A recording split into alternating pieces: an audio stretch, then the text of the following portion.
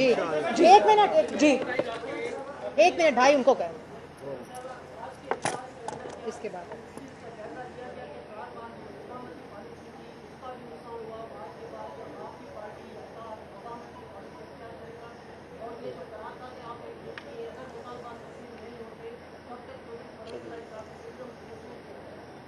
دیکھیں میں نے ابھی کہہ دیا کہ چودھری پرویز الہی کی حیثیت ایک عدالتی وزیر اعلیٰ سے کم بڑھ کے کچھ بھی نہیں، اور 10 ممبرز کا کوئی خاص نہیں ہوتا. 10 ممبرز ادھر جاتے ہیں تو ادھر بھی آ سکتے ہیں. اگر ایسی ہی پالیٹکس کرنی ہے تو وہ ہمیں انشاءاللہ تعالیٰ زیادہ بہتر آتی ہے. لیکن جو آپ نے مفاہمتی اور مزاحمتی کی بات کی وہ ذرا سن لیں کہ اگر آپ کے ساتھ ظلم ہوگا، اگر آپ کے ساتھ زیادتی ہوگی، اگر آپ کو لیول پلینگ فیلڈ نہیں ملے گی، اگر قومی ادارے عمران خان کے لیے اداروں کے وقار کو سٹیک پہ لگائیں گے بلکہ قربان کریں گے، تو ہمارا فرض ہے اس کے لیے مزاحمت کریں. یہ ہماری ذات کا مقصد نہیں ہے، یہ پاکستان کا قومی ایجنڈا ہے، قومی مقصد ہے. اس میں یہ کھلواڑ ہم نہیں ہونے دیں گے، مزاحمت کرنی ہی پڑے گی. یہ جب ظلم ہوتا ہے، ظلم کو سہنا ظلم سے بڑا ظلم ہے. جی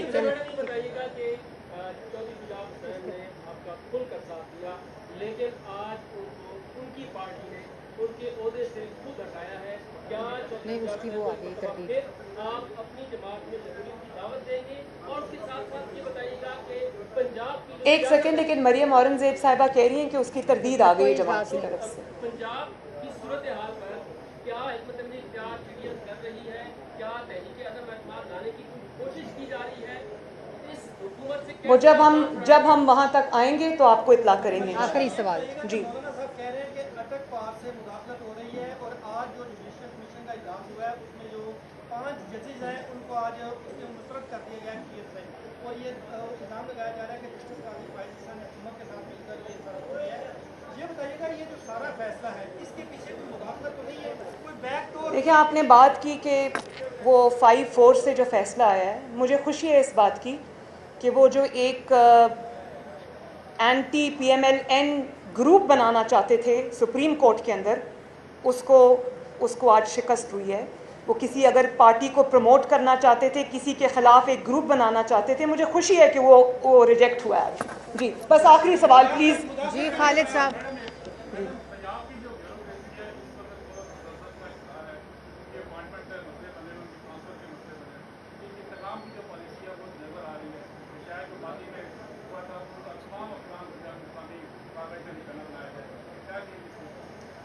دیکھیں، یہ اتنا آسان کام نہیں ہے کہ اٹھا کے نشانہ بنا دینا. ہم لوگ ہیں ابھی، اور یہ جو حکومت عدالت کی وجہ سے وزیر اعلیٰ جو عدالت کے یہ بنے ہیں، تو یہ انشاءاللہ تعالیٰ عوام کی قوت سے یہ ان کا ٹھہرنا مشکل ہو جائے. عدالت قاسم سوری کو جال سازی کرنے کے اوپر 2.5 سال سے سپریم کورٹ آف پاکستان نے سٹے دیا ہوا ہے. یہ ہے تفریق، یہ ہے ڈسکرمنیشن، یہ ہے عدالتی جس کو کہتے ہیں نا انصافی.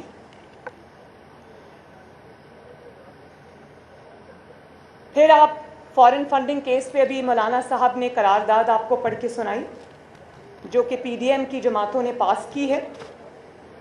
پاکستان میں ایک ہی چیز محفوظ ہے، اور الحمدللہ ہر چیز سے محفوظ ہے. ایک ہی چیز محفوظ ہے پاکستان میں، وہ فارن فنڈنگ کا فیصلہ ہے. 8 سال کی تاخیر، سوچیں ہمارے لیے، مطلب میں اور نواز شریف صاحب جس کے نتیجے میں اقامہ نکلنا تھا، باپ اور بیٹی 10 مہینے روز، sometimes 5 days a week، sometimes 6 days a week جج بشیر کی نیب عدالت میں اسلام آباد جاتے رہے. میں اور نواز شریف صاحب صبح 4:30 بجے لاہور سے نکلتے تھے اور 8:30 بجے عدالت پہنچتے تھے، روز بلا ناغہ 8-10 مہینے، جبکہ میری ماں بیمار تھی اور ڈیتھ بیڈ پہ پڑی تھی. اور یہ 8 سال سے اس میں تاخیر ہو رہی ہے. جھوٹ پر جھوٹ بولا جاتا رہا.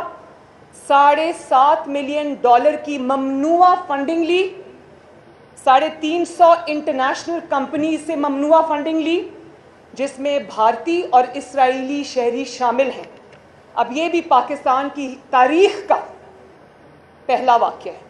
آپ صرف، میں یہاں کیونکہ مولانا صاحب کھڑے ہیں، میں اپنی بات چلے چھوڑ دیں. اگر میں مولانا صاحب کی بات کروں، خدا نخواستہ مولانا صاحب نے یہ فنڈنگ اسرائیل سے اور بھارت سے لی ہوتی اور پاکستان کی اور دنیا بھر کی 350 کمپنی سے ممنوعہ جعلی طریقے سے پتہ نہیں وہ کیسا پیسہ تھا جو آیا تھا، ڈالرز میں آیا تھا، وہ لی ہوتی تو کیا ہمارے ساتھ یہی برتاؤ ہوتا جو اب ہو رہا ہے؟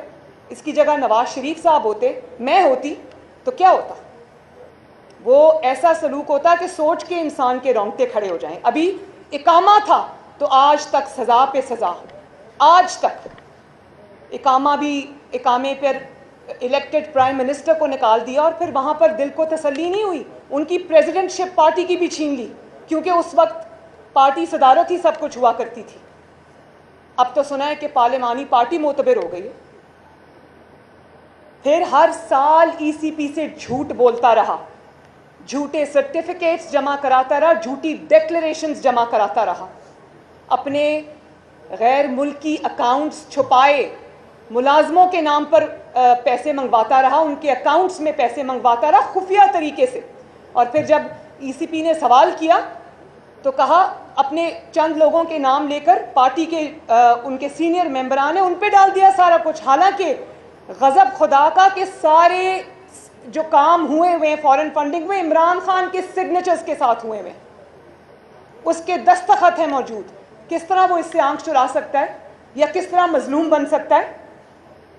میں فارن فنڈنگ کیس کا فیصلہ قوم کے سامنے جلد از جلد لانے کا مطالبہ کرتی ہوں۔ میں الیکشن کمیشن آف پاکستان سے یہ مطالبہ کرتی ہوں کہ جو خفیہ اکاؤنٹس اس نے آج تک خفیہ رکھے ہوئے وہ قوم کے سامنے لائے جائیں۔ ایک ایک غبن، ایک ایک غداری جو اس نے پاکستان کی قوم میں کے ساتھ فارن فنڈنگ کی صورت میں کی ہوئی ہے، وہ ایک ایک جو اس کا سارے حقائق ہیں وہ قوم کے سامنے لائے جائیں اور بلا تاخیر لائے جائیں۔ اور آپ یہ دیکھیں کہ عمران خان کی حیثیت پاکستان کی سیاست میں ایک بلی سے زیادہ کی نہیں ہے۔ وہ ای سی پی چیئرمین جس کو اس نے خود اپوائنٹ کیا، یہ جو کیا نام ہے ای سی پی چیئرمین کا، سکندر سلطان راجہ صاحب، وہ عمران خان کے اپنے اپوائنٹڈ ہیں اور پہلے ان کی دن رات تعریفیں ہوا کرتی تھیں۔ تو یہ جو بلی ہے عمران خان، اس کی حیثیت ایک بلی سے زیادہ نہیں ہے۔ ہر اس میں وہ ٹریٹ موجود ہے جو ایک بلی کا ہوتا ہے۔ اور آپ یہ دیکھیں کہ جب اس کو کسی چیز کا خوف ہوتا ہے کیونکہ اس نے وہ گناہ کیا ہوتا ہے تو یہ اس ادارے کے سربراہ کو اٹیک کرتا ہے۔ پہلے سے یہ اس کو پتا تھا کہ فارن فنڈنگ کی اب فائنڈنگز کمپلیٹ ہو چکی ہیں، فیصلہ محفوظ ہو چکا ہے، تو آپ دیکھیں کس طرح اس نے یہ اٹیک جو ہے وہ ای سی پی کے چیئرمین کے اوپر لانچ کیا۔ اس کی وجہ یہ ہے کہ چوری کی ہوئی ہے، چوری سے ہاتھ رنگے ہوئے ہیں، غلط کام کیے ہوئے ہیں۔ وہ جو ممنوعہ فنڈنگ آئی ہے وہ کہاں خرچ ہوئی ہے اس کا حساب تو بعد میں ہوگا۔ وہ اس پاکستان میں ڈی اسٹیبلائزیشن لانے کے لیے خرچ ہوئی ہے، اس پاکستان میں الیکٹڈ گورنمنٹس کو اٹھا کے باہر پھینکنے کے لیے خرچ ہوئی ہے، اس پاکستان میں سازشوں کو پنپنے کے لیے وہ فنڈنگ خرچ ہوئی ہے۔ وہ پاکستان کے خلاف فنڈنگ تھی، پاکستان کے خلاف استعمال ہوئی ہے، اس میں ہم بعد میں جائیں گے۔ لیکن یہ کوئی طریقہ نہیں ہے، یہ ہمیں منظور نہیں ہے کہ یہ بلی بن جائے اور آ کر گالیاں نکالے اور اپنے حق میں فیصلے لے۔ یہ نہیں ہوگا۔ یہ 3 ممبر بینچ تو کر سکتا ہے، یہ ہم نہیں کر سکتے۔ اور آخری بات، اگر فارن فنڈنگ کیس کا فیصلہ نہیں آتا تو پھر تمام جماعتوں کی مشاورت کے ساتھ ہم ای سی پی کے سامنے دھرنا دیں گے۔